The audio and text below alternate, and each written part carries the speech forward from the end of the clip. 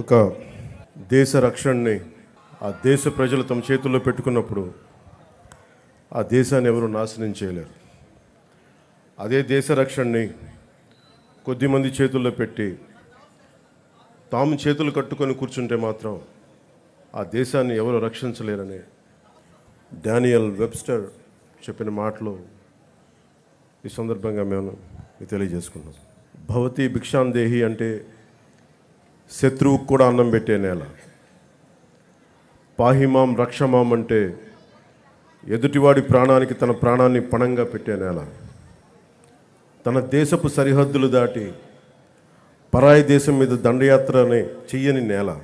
అలాంటి నేల మీద ముష్కర మూకలు దండయాత్రలు చేసిన ఈస్ట్ ఇండియా కంపెనీ, బ్రిటిష్ సామ్రాజ్యవాదులు ఈ నేల సంపదలని కొల్లగొట్టిన వర్తమానంలో నియంతృత్వ ధోరణితో ప్రజా జీవితాన్ని అస్తవ్యస్తం చేస్తూ ప్రభుత్వ ఖజానాన్ని, ఆస్తుల్ని దోపిడీ చేసిన ఎవరిని కూడా ఈ దేశ ప్రజలు కాలానుగుణంగా వీరందరికీ చాలా బలమైన గుణపాఠాలు నేర్పారు.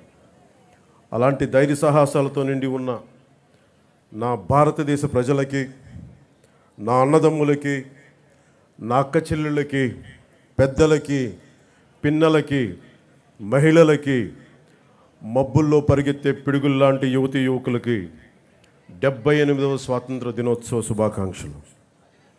ఈ వేడుకలకు విచ్చేసిన ప్రజాప్రతినిధులు, అధికార అనధికార ప్రముఖులు, జిల్లా ప్రజలందరికీ నా హృదయపూర్వక స్వాతంత్ర దినోత్సవ శుభాకాంక్షలు. ఒక దేశపు ఆర్థిక పురోగతి, దానికున్న సహజ వనరులు, మానవ వనరుల కంటే కూడా ఆ దేశాన్ని నడిపిస్తున్న నాయకుల సమర్థత, సమగ్రత, ప్రతిభ, వారి దార్శనికత మీద ఆధారపడి ఉంటుంది అని నాని పాల్కీవాలా గారు చెప్తారు.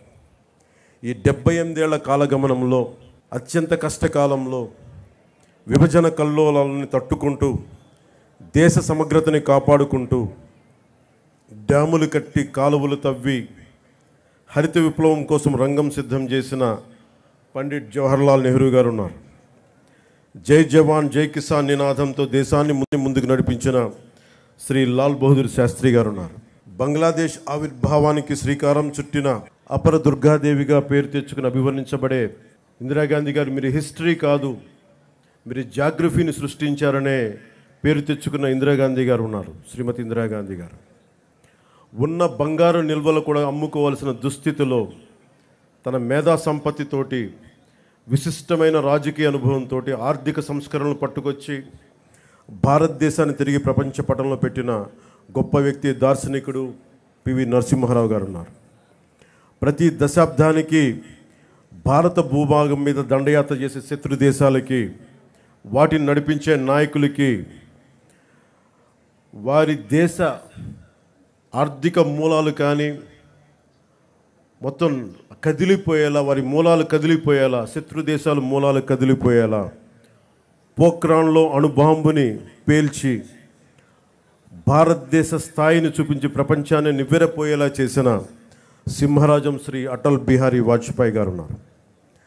ఆ తర్వాత కాలంలో కశ్మీర్ నుండి కోయంబత్తూరు వరకు ఉగ్రవాదుల పేలుళ్ళు, గోకుల్ చాట్ పేలుళ్ళు, పార్లమెంట్ మీద దాడులు, ముంబై మహానగరాన్ని పట్టుమని 10 మంది ఉగ్రవాదులు దాడి చేస్తే తిరిగి అంతా దేశం అల్లకల్లోలం అయిపోయిన సమయంలో, అసలు ఈ దేశం పోఖ్రాన్ అణుబాంబు పేల్చినా కూడా ఈ దౌర్భాగ్యమైన పరిస్థితి ఏంటి అని అనుకున్న సమయంలో, పాత తరం నాయకుల్లా కాదు, మా దేశం మీద దాడి చేస్తే, మా వ్యవస్థల మీద దాడి చేస్తే మీ దేశంలోకి దూరి మరీ కొడతామని చెప్పి 3వసారి ప్రధానమంత్రిగా ప్రమాణ స్వీకారం చేసిన శ్రీ నరేంద్ర మోదీ గారు ఉన్నారు. ఇలాంటి మహానుభావులు ఎందరో, వారందరికీ నా వందనం. మన కాకినాడకు సంబంధించి ఎందరో మహానుభావులు, ఫ్రీడమ్ ఫైటర్స్ ఉన్నారు. దుర్గాబాయి దేశ్ముఖ్, బులుసు సాంబమూర్తి గారు, అలాగే 53 రోజులు మనకి ఉపవాసం చేసి బలిదానమై రాష్ట్రాన్ని ఇచ్చిన పొట్టి శ్రీరాములు గారు ఉన్నారు. పేరు లేని ఊరు లేని ఎందరో ఫ్రీడమ్ ఫైటర్స్, స్వాతంత్ర సమరయోధులు వారి త్యాగాల్ని ఇది గుర్తు చేసుకునే సమయం. ఎన్ని కోట్ల మంది త్యాగాలు చేశారు. ఒక 19 ఏళ్ల ఖుదీరామ్ బోస్, 23 ఏళ్ల భగత్ సింగ్, 13 ఏళ్ల రాణి గుయిడిని, వారందరికీ అంత చిన్న వయసులో చనిపోవడానికి ఏ అవసరం ఉంది? పుట్టబోయే తరాల సానుభూతితోటి బాగుండాలని ఒకే ఒక కోరిక వారిని బలిదానాలు చేసేలా చేసింది. మనం ఎవరి త్యాగాల మీద, బలిదానాల మీద మనం బతుకుతున్నామో వారిని గుర్తు తెచ్చుకోవడానికి, బాధ్యతగా భవిష్యత్ తరాలకి మనం అదే భవిష్యత్తుని, బలమైన భవిష్యత్తుని ఇవ్వడానికి ఇది ఈ రోజుని మనం తీసుకుంటాం. ఆ దేశభక్తి మమ్మల్ని ఈ రోజున ఇక్కడ ఇలా నిలబెట్టింది. ఒక నియంతృత్వ ధోరణితో 3.5 కోట్ల మంది ప్రజల కోసం స్వాతంత్ర స్ఫూర్తిని తీసుకుంటూ ఈరోజు మీ ముందు నిలబడ్డాం. ఇదే రోజున సంవత్సరం కరెక్ట్గా 78 సంవత్సరాల క్రితం ఇంకా మన పక్కనున్న తెలంగాణకి ఇంకా స్వాతంత్రం రాలా. నెహ్రూ గారు ఎర్రకోట మీద జెండా ఎగరేస్తున్నప్పుడు పక్కనున్న పంజాబ్లో వేలాది మంది ఆడపడుచుల మానాలకి అవమానం జరిగింది. మన పక్కనున్న తెలంగాణలో రజాకారులు అర్ధనగ్నంగా ఆడపడుచుల్ని బతుకమ్మాడించిన పరిస్థితులు. అలాంటి పరిస్థితులను తట్టుకొని పాకిస్తాన్, తూర్పు పాకిస్తాన్గా 2 విడిపోయి ఇప్పుడు ప్రస్తుత బంగ్లాదేశ్ విడిపోతూ ఎన్ని లక్షలాది మిలియన్స్ ఆఫ్ పీపుల్ రోడ్ల మీద పడిపోయి ఉన్న ఊరిని, సొంత ఊరిని, ఇళ్ళని వదిలేసి కాందీసుకులుగా ఏర్పడ్డారు. వారి బలిదానాల మీద ఈ దేశం నిర్మించబడింది. వారి బలిదానాలను గుర్తు తెచ్చుకునే రోజు ఇది. మనందరం ఆనందించే రోజు కంటే కూడా ఎంత బాధ్యత ఉండాలని గుర్తుకు పెట్టే రోజు. అలాంటి బాధ్యతే ఈ రోజున మిమ్మల్ని ఈ వేదిక ముందు నిలబెట్టింది. 1923 కాకినాడలో జరిగిన భారతీయ జాతీయ కాంగ్రెస్ మహాసభలు జిల్లా వేదికగా జరిగిన ఒక అపురూప ఘట్టం. గాంధీజీ గారి పిలుపు మేరకు జిల్లా ప్రజలు చొల్లంగి, ఉప్పాడ తీరంలో నిర్వహించిన ఉప్పు సత్యాగ్రహం బ్రిటిష్ పాలకులను గడగడలాడించింది. విప్లవ జ్యోతి మన్యం వీరుడు అల్లూరి సీతారామరాజు కాకినాడలో చదువుతున్న రోజుల్లోనే దేశ దాస్య విముక్తి కోసం పోరాట కాంక్ష ఆయనలో రగులుకుంది. ఆంధ్ర భగత్ సింగ్గా ఖ్యాతి గడించిన ప్రతివాద వెంకటాచారి కాకినాడలో నిర్వహించిన విప్లవ ఉద్యమం తెల్లవాళ్ల వెన్నులో వెనుక పుట్టించింది. అందుకే ఆయన ప్రతివాద భయంకరాచారి అంటారు. దుర్గాబాయి దేశ్ముఖ్, బులుస్ సాంబమూర్తి వంటి ఎందరో జిల్లా ప్రముఖులు స్వాతంత్రోద్యమంలో ప్రజల ముందుకు నడిపించారు. వారి ఆశయాల బాటలో కుల, మత, భాష, ప్రాంతాలకు అతీతంగా దేశ సమగ్రతకు, సంక్షేమం, సామాజిక న్యాయం మౌలిక లక్ష్యాలుగా సుపరిపాలనను ఈ రాష్ట్ర ప్రభుత్వం ప్రజలకు అందిస్తుంది. సూపర్ 6 ప్రాధాన్యతల అమలుతో రాష్ట్ర పునర్నిర్మాణానికి షణ్ముఖ వ్యూహంతో ముందుకు వెళ్తుంది. ఈ 78వ స్వాతంత్ర దినోత్సవ శుభవేళ మన జిల్లాలో అమలవుతున్న అభివృద్ధి సంక్షేమ కార్యక్రమాలను మీకు ఒక సంక్షిప్తంగా వివరిస్తాను. దేశంలోనే ఆదర్శనీయ రైతులు, వృద్ధులు, దివ్యాంగులు, వితంతువులు తదితర ఏ ఆసరా ఆలంబన లేని 28 కేటగిరీల ప్రజలకు రాష్ట్ర ప్రభుత్వం అండగా నిలుస్తూ వారికి సామాజిక పెన్షన్లు గణనీయంగా పెంచింది.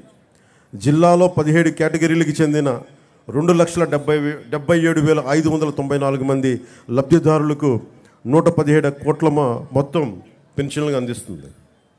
నిత్యాన్నదానంతో అన్నార్తుల ఆకలి తీర్చి పేదల మదిలో ఆరాధ్యమూర్తిగా నిలిచిన అపర అన్నపూర్ణ డొక్కా సీతమ్మ గారు ఆమె మహోన్నత జీవితం ఆశయాలకు నివాళిగా ఎన్డీఏ రాష్ట్ర ప్రభుత్వం పాఠశాలల్లో మధ్యాహ్న భోజన పథకాన్ని డొక్కా సీతమ్మ గారి పేరిట అమలు చేస్తుంది. జిల్లాలో 1258 పాఠశాలల్లో 122,591 మంది విద్యార్థులకు, చిన్నారులకు డొక్కా సీతమ్మ మధ్యాహ్న బడి భోజన పథకం ద్వారా పౌష్టికాహారం అందిస్తున్నారు.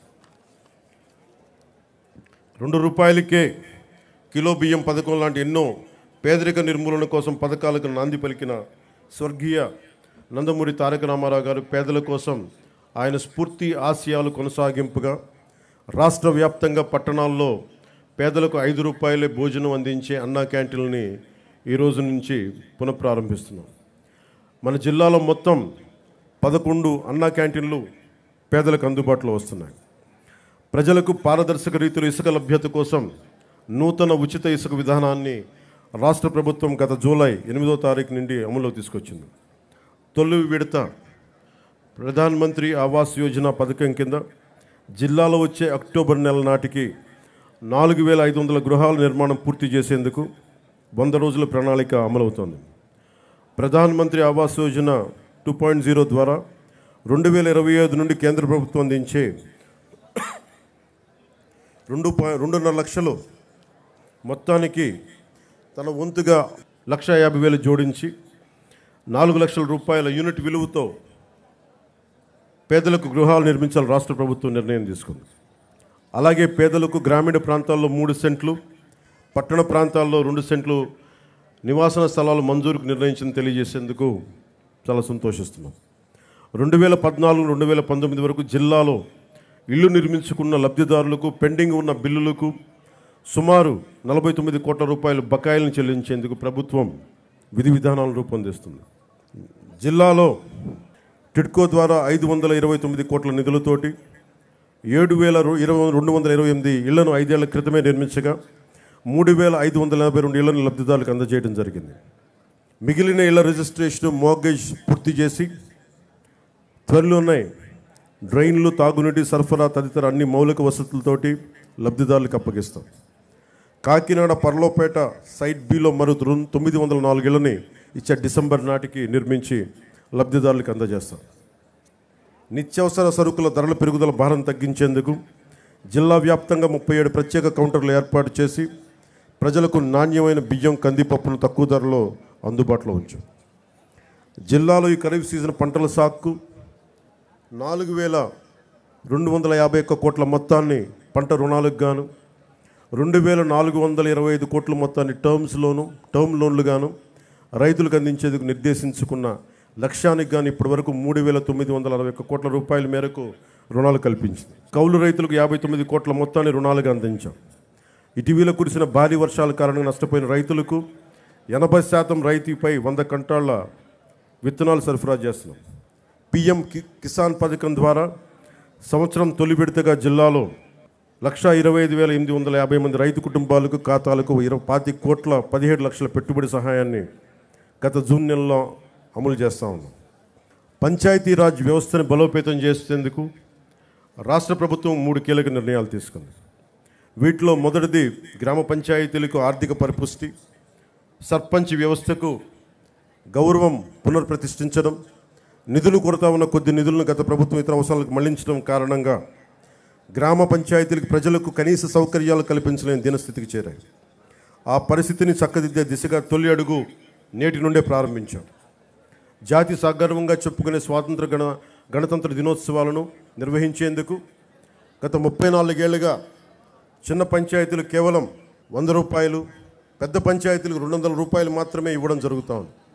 నేటి నుండి ఇకపై ఆ వేడుకలకి గ్రామాల్లో సర్పంచ్ల ఆధ్వర్యంలో సగర్వంగా దేశభక్తి వెళ్లి విరిసే వాతావరణంలో ఘనంగా నిర్వహించేందుకు మైనర్ పంచాయతీలకు 10,000 రూపాయలు, మేజర్ పంచాయతీలకు 25,000 రూపాయలు నిధులు సమకూరుస్తున్నాం. రెండవది జాతీయ ఉపాధి హామీ పథకం ద్వారా గ్రామీణ పేదలకు నిలకడైన ఉపాధి ఆదాయాలను కల్పిస్తూ గ్రామాల ప్రగతికి దోహదం చేసే సుస్థిర సామాజిక ఆస్తుల అభివృద్ధికి కార్యాచరణ చేపట్టడం.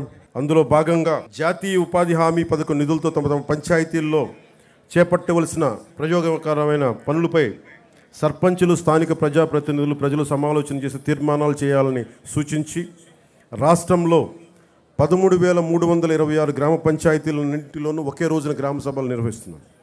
మూడవ కీలక నిర్ణయం రాష్ట్రంలో ప్రతి ఇంటికి కుళాయి ఏర్పాటు, ప్రతి వ్యక్తికి సురక్షితమైన తాగునీరు అందించడం ప్రభుత్వాలు పౌరులు కల్పించాల్సిన కనీస మానవ హక్కు. దేశంలో ఈ లక్ష్య సాధనకు గౌరవనీయ ప్రధానమంత్రి శ్రీ నరేంద్ర మోదీ గారి నేతృత్వంలో కేంద్ర ప్రభుత్వం బృహత్తర స్థాయిలో జల్ జీవన్ మిషన్ కార్యక్రమాన్ని 2019 ఆగస్టు 15 నుండి అమలు చేస్తూ ఉంది. దురదృష్టవశాత్తు గడిచిన 5 ఏళ్లలో మన రాష్ట్రంలో ఈ పథకాన్ని సద్వినియోగం చేసుకోలేదు. 5 ఏళ్లలో 27,000 కోట్ల నిధులు ఖర్చు చేయవలసి ఉండగా కేవలం 4,000 కోట్లు మాత్రమే ఖర్చు చేయడం జరిగింది. ఖర్చు చేసిన 4,000 కోట్లతో కూడా కేవలం సొమ్ము చేసుకునే పైప్ లైన్లు పనులే చేసి తాగునీరు అందించేందుకు అత్యవసరమైన వాటర్ సోర్స్ వనరుల అభివృద్ధి పనులు మాత్రం పూర్తిగా విస్మరించడం జరిగింది. ఫలితంగా జలజీవన్ మిషన్ యొక్క లక్ష్యం రాష్ట్రంలో సాకారం కాలేదు. ప్రతి ఆవాసంలో తాగునీటి సరఫరా పరిస్థితిని సమీక్షించేందుకు 12 అంశాలపై రాష్ట్రంలో పల్స్ సర్వే చేపట్టాం. పల్స్ సర్వేలో సేకరించిన సమాచారం ఆధారంగా రాష్ట్రంలోని ప్రతి ఇంటికి తాగునీటి కుళాయి ఏర్పాటుకు పటిష్టమైన సత్వర కార్యాచరణకు రూపకల్పన చేయబోతుంది. అలాగే ఉపాధి అవకాశాలు, ఉద్యోగాల కోసం వేచి చూసి కాలం ముందుకెళ్ళిపోతుంది, కానీ నేను కళల మటుకు వెనకబడిపోతున్నాయన్న యువత కోసం ఒక 20 లక్షల ఉద్యోగాలు తీసుకురావాలి. టూరిజం సెక్టార్లో, వైద్యం, హెల్త్ సెక్టార్లో, పరిశ్రమల్లో, అలాగే యువతని ఎంటర్ప్రెన్యూర్స్గా తయారు చేసే కార్యక్రమం, దానికి ముందు స్కిల్ డెవలప్మెంట్ జరగాలి. పెట్టుబడులు వచ్చేలాగా పొలిటికల్ స్టెబిలిటీతో ఈ రాష్ట్ర పెట్టుబడిదారులందరికీ, ఎవరైతే పెట్టుబడి వస్తారో పారిశ్రామికవేత్తలకి, వారికి భరోసా ఇవ్వడం పొలిటికల్ స్టెబిలిటీతో. అలాగే 974 కిలోమీటర్లు, దాదాపు మిగతా అన్ని కలుపుకుంటే 1047 కిలోమీటర్ల తీర ప్రాంతం ఉంది. ఈ తీర ప్రాంతంలో యువతకి ఈ నీలి విప్లవం ద్వారా మత్స్య సంపద మీద, వాటికి సంబంధిత వ్యాపారాల మీద ఒక బలమైన ప్రణాళికతో ముందుకు రాబోతున్నాం. సామాజిక వెనుకబాటుతనాన్ని గుర్తించి అన్ని సామాజిక వర్గాల్లో కూడా డబ్బు వచ్చేలాగా, డబ్బు అంటే కేవలం కొద్ది మందిగా ఉండిపోవడమే కాదు, క్రీమీ లేయర్ కాకుండా అందరికీ డబ్బు రావాలి, ఆ విధంగా ప్రత్యేక దృష్టి పెడుతున్నాం. అలాగే టూరిజం సంబంధించి కోస్టల్ టూరిజం ఉంది, టెంపుల్ టూరిజం ఉంది, ఎకో టూరిజం ఉంది. వీటన్నిటిలో కూడా యువతకి ప్రాతినిధ్యం లభించేలాగా చర్యలు తీసుకుంటున్నాం. అలాగే యువ రైతు, 1 లక్ష మంది యువ రైతులను తయారు చేయాలి సేంద్రియ రైతులుగా అనేది ఈ ప్రభుత్వం యొక్క లక్ష్యం. యువతని నిర్వీర్యం, నిస్తేజం చేస్తున్న మాదక ద్రవ్యాల సాగు, గంజాయి సాగు, రవాణా విక్రయాలను సమూలంగా నిర్మూలించేందుకు భారత్ లక్ష్యంగా జిల్లాలో గత జూన్ నుండి నషాముక్త భారత్ అభియాన్ కార్యక్రమం ద్వారా వివిధ ప్రభుత్వ శాఖల, స్వచ్ఛంద సంస్థల సమన్వయంతో 100 రోజులు ఒక ఉద్యమాన్ని నిర్వహిస్తున్నాం. జిల్లాలో శాంతి భద్రతను పరిరక్షిస్తున్న పోలీస్ సూపరింటెండెంట్, వారి సిబ్బందికి, పేదరిక నిర్మూలన సహకరిస్తున్న బ్యాంకుల అధికారులకి సందర్భంగా ప్రత్యేకమైన అభినందనలు తెలియజేస్తున్నాం. గత ప్రభుత్వంలో చాలా క్షీణించిపోయింది. మన ఉమ్మడి కర్నూలు జిల్లాలో 10 ఏళ్ల పాపని పూర్తిగా 18 ఏళ్ళు రాని పిల్లలు, 14 ఏళ్ళు 13 ఏళ్ళ పిల్లలు మానానికి భంగం కలిగించేలా ఎలా ప్రవర్తించారో మనందరికీ తెలుసు. 14 ఏళ్ళ సుగాలి ప్రీతికి స్కూల్కి వెళ్ళిన సుగాలి ప్రీతి తిరిగి ఇంటికి రాలేదు, శవమై తిరిగి వచ్చింది. ఎటు చూసిన గత ప్రభుత్వ కాలంలో లా అండ్ ఆర్డర్ చాలా బలహీనపడిపోయింది, నిర్లక్ష్యం చేయబడ్డాయి విల్ఫుల్గా. ఈ ప్రభుత్వం లా అండ్ ఆర్డర్ని చాలా బలంగా తీసుకుంటాం. ఇక్కడ లా అండ్ ఆర్డర్ సరిగ్గా లేకపోతే పెట్టుబడులు వచ్చినా కానీ వెనక్కి వెళ్ళిపోతాయి. పెట్టుబడులకి, ఉద్యోగాలకి, రాష్ట్ర అభివృద్ధికి చాలా కీలకం లా అండ్ ఆర్డర్. అన్ని సభల్లో అధికారులందరికీ, కలెక్టర్ సదస్సులో ఒకటే చెప్పాం, లా అండ్ ఆర్డర్ చాలా బలంగా ఉండాలి. ఒక ఆడబిడ్డ ఇంట్లో నుంచి బయటికి వెళ్ళి క్షేమంగా తిరిగి ఇంటికి వెళ్ళాలి, ఆ స్థితిలో ఉండాలని మేము కోరుకుంటా ఉన్నాం. చాలా లా అండ్ ఆర్డర్ మీద చాలా అన్కాంప్రమైజింగ్ యాటిట్యూడ్, అన్కాంప్రమైజింగ్ ధోరణితోటి చాలా బలంగా ముందుకెళ్తున్నాం. ఈ సందర్భంగా మీకు ఒకటే తెలియజేసుకుంటా ఉన్నాం. చిన్నపాటి సంఘటన, యూపీఏ 2 గవర్నమెంట్ ఉన్నప్పుడు ముజ్ఫర్ నగర్లో ఒక ఆడబిడ్డని, ఒక వర్గానికి చెందిన ఆడబిడ్డని ఇంకొక వర్గం అబ్బాయిలు ఇబ్బందికి గురి చేస్తే వాళ్ళ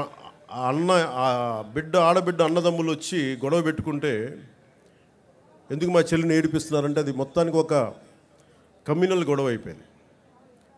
యాక్చువల్గా చూస్తే అది ఒక law and order issue. So law and ఆర్డర్ని సరిగ్గా కనుక మనం చేయకపోతే అది ఏ స్థాయికి గొడవలైనా వెళ్ళిపోతాయి. అందుకని ఈ ప్రభుత్వం లా అండ్ ఆర్డర్ మీద చాలా బలమైన నిర్ణయాలు తీసుకుంటుంది. సోషల్ మీడియాలో పోస్టుల దగ్గర నుంచి బయట విచ్చలవిడిగా మాట్లాడేవాళ్ళు, ఆడబిడ్డల మాన ప్రాణాలని ఇబ్బంది పెట్టేవాళ్ళు, దాడులు చేసేవాళ్ళు, దౌర్జన్యాలు చేసేవాళ్ళు కొంచెం జాగ్రత్తగా ఉండాల్సిన సమయం అది. ఆడబిడ్డల మాన ప్రాణ సంరక్షణలకు ఇబ్బంది కలిగిన, సగటు మనిషి ఆస్తిపాస్తులకు ఇబ్బంది కలిగిన దేశ సమగ్రతకి భంగం కలిగించిన, సామాజిక భద్రతకి భంగం కలిగించిన ఈ ప్రభుత్వం చాలా గట్టి నిర్ణయాలు తీసుకుంటుంది.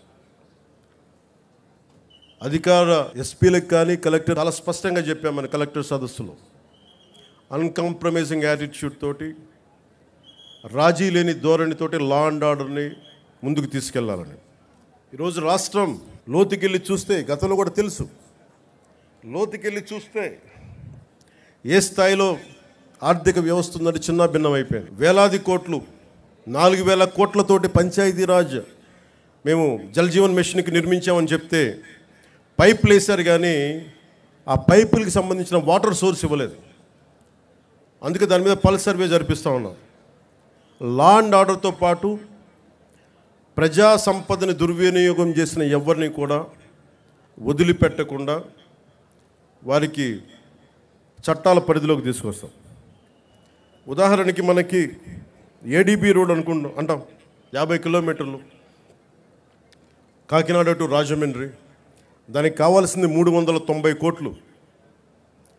కొన్ని లక్షలాది మంది ఎప్పుడు తిరిగే రోడ్డు. అలాంటి రోడ్ని దృష్టి వదిలేసి, అలాంటి ఇన్ఫ్రాస్ట్రక్చర్ ఫెసిలిటీస్ వదిలేసి గత ప్రభుత్వం 640 కోట్ల పైచిలుకుతోటి అక్కడ ఋషికొండలో ప్యాలెస్ నిర్మించుకున్నారు. ఎక్కడ ఈ డబ్బు వెళ్ళిపోతుందో మీకు అర్థమవుతా ఉంది కదా. ఇవన్నీ ఆగాలి.